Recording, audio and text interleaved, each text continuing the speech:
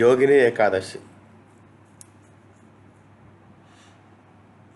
జ్యోతిష్యం అంటే ఓన్లీ హారస్కోపు జాతకమే కాదండి. మనకు సంవత్సరం అంతం ప్రతి నెల ఏదో కొన్ని పండగలు వస్తుంటాయి, కొన్ని పూజలు ఉంటాయి, వ్రతాలు ఉంటాయి, నోములు ఉంటాయి, దాన ధర్మాలు చేయాలి, ఉపవాసాలు ఉండాలి, ఇవన్నీ ఉంటాయి అన్నమాట. ఎందుకు అంటే మన కర్మను తొలగించడానికి. ఇవన్నీ పార్ట్ ఆఫ్ అవర్ లైఫ్ అన్నమాట. మన హిందూయిజంలో ఉన్న గొప్పతనం అదనమాట. సో అవి ఎందుకు ఇంక్లూడ్ చేస్తున్నాను జ్యోతిష్యాలు ఎందుకంటే ఇప్పుడు ఉన్న ప్రతిదీ మనం ఆచరించలేము. టైంను బట్టి, వీలును బట్టి.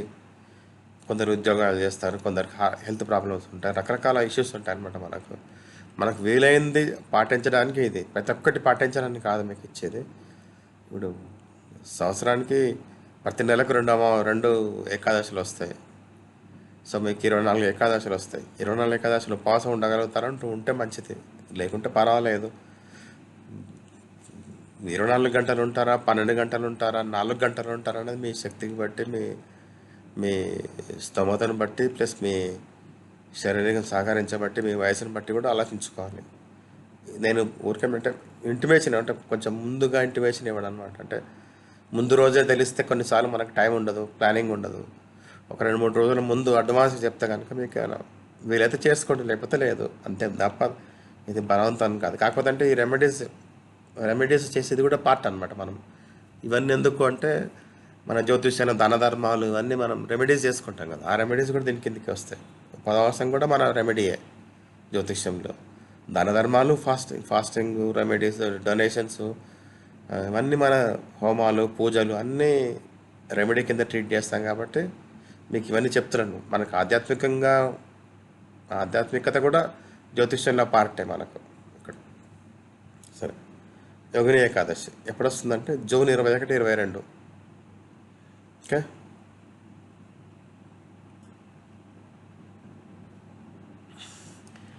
ఏకాదశికి హిందూ ధర్మంలో అత్యంత ప్రాముఖ్యత ఉంది. ఈ ఉపవాసాన్ని పూర్ణ భక్తితో పాటిస్తే జీవితంలో కష్టాలు తగ్గుతాయని, పాపాలు నశిస్తాయని నమ్మకం.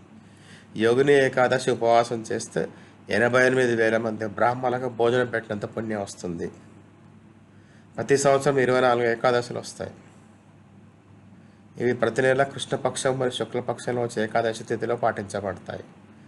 జ్యేష్ఠ అంటే సౌత్ ఇండియా ప్రకారం అయితే జ్యేష్ఠ కృష్ణపక్షము. నార్త్ ఇండియా అయితే ఆల్రెడీ చెప్పాను ఇంతకుముందు మీకు, 15 రోజులు ఆల్రెడీ మనకు అడ్వాన్స్లో ఉంటారు. వాళ్ళకి ఆల్రెడీ ఆషాఢ మాసం స్టార్ట్ అయింది. ఆషాఢ కృష్ణపక్షంలో వచ్చే ఏకాదశిని యోగిని ఏకాదశి అంటారు. ఈ రోజున భగవాన్ విష్ణువుని పూజిస్తారు. యోగిని ఏకాదశి ఎప్పుడు మనకు జూన్ 21, 2025 ఉదయం 7:18 అంటే ఇండియా టైం, హైదరాబాద్ టైం. ఇది కొంచెం వేరియేషన్ ఉండొచ్చు మీకు టైంని బట్టి, మీరుండే ప్లేస్ని బట్టి. ఏకాదశి ముగింపుడు 22 జూన్ ఉదయం 4:27. ఉపవాసం ఎప్పుడు బ్రేక్ చేస్తారంటే ఉపవాసం స్టార్ట్ చేసేది తిథి ప్రకారం కాబట్టి జూన్ 21 శనివారం చేయొచ్చు. కొందరు 22 చేస్తారు, అంటే సంప్రదాయాన్ని బట్టి. ఇస్కాన్ వాళ్ళు 22వ తారీఖు చేస్తారు కొంతమంది. సన్యాసులు అయితే 21, 22 2 రోజులు చేస్తారనమాట కొందరు. గృహస్థులు అయితే మాత్రం జూన్ 21 నాడు చేస్తారు.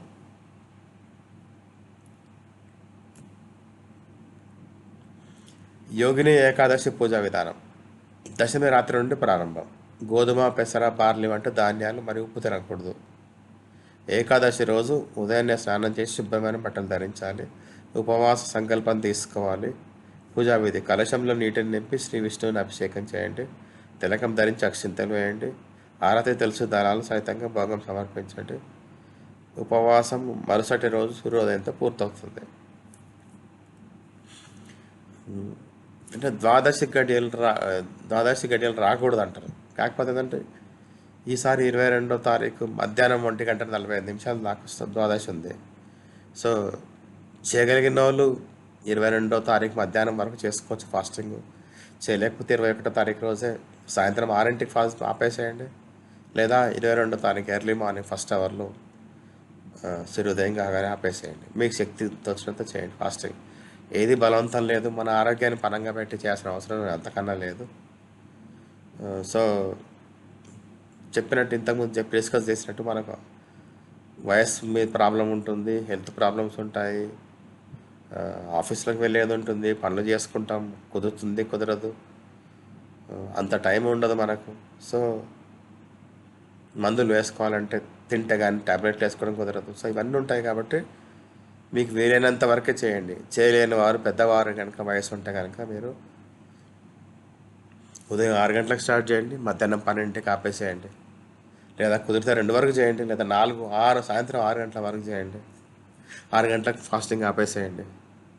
అంత తప్ప మీ శరీరాన్ని కష్టపెట్టాల్సిన అవసరం లేదు. భగవంతునికి తెలుసు మన ప్రాబ్లమ్స్ అనేది. సో ఏది మూర్ఖంగా చేయకండి.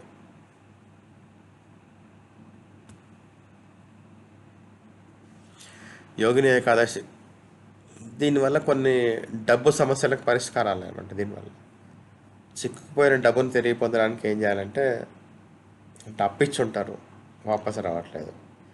ఏకాదశి రాత్రి ఒక గోమతి చక్రం తీసుకోండి, ఇంటి బయట ఒంటరిగా ఉన్న ప్రదేశంలో గొంతు తవ్వి దాన్ని పూర్తి చేయండి.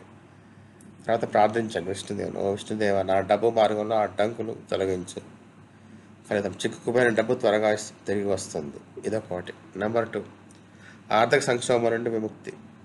11 గోమతి చక్రాలు ప్లస్ 3 ఏకాక్షి కొబ్బరికాయలు ఉంటాయి, అవి తీసుకోండి. వాటిని పసుపు బట్టల్లో కట్టి ముందుగా విష్ణు దేవాలయంలో పూజించండి. తర్వాత దుకాణం, ఆఫీసు ప్రధాన ద్వారం దగ్గర వేలాడదీయండి. ఫలితం వ్యాపార వృద్ధి, ఆర్థిక అడ్డంకులు తగ్గుతాయి.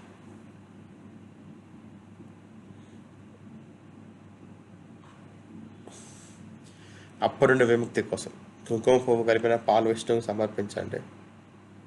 ఓం నమో భగవతే వాసుదేవాయ మంత్రాన్ని 105 సార్లు చదవండి. పూజ తర్వాత పాలను ప్రసాదంగా తీసుకోండి.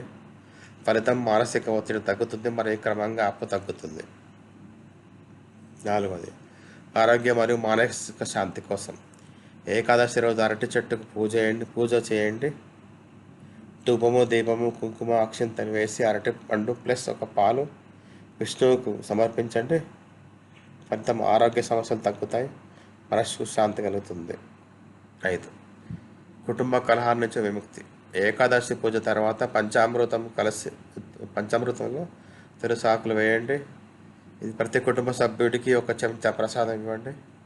ఫలితం కుటుంబంలో ప్రేమ, సామరస్యం మరియు శాంతి పెరుగుతుంది. ధన్యవాదాలు.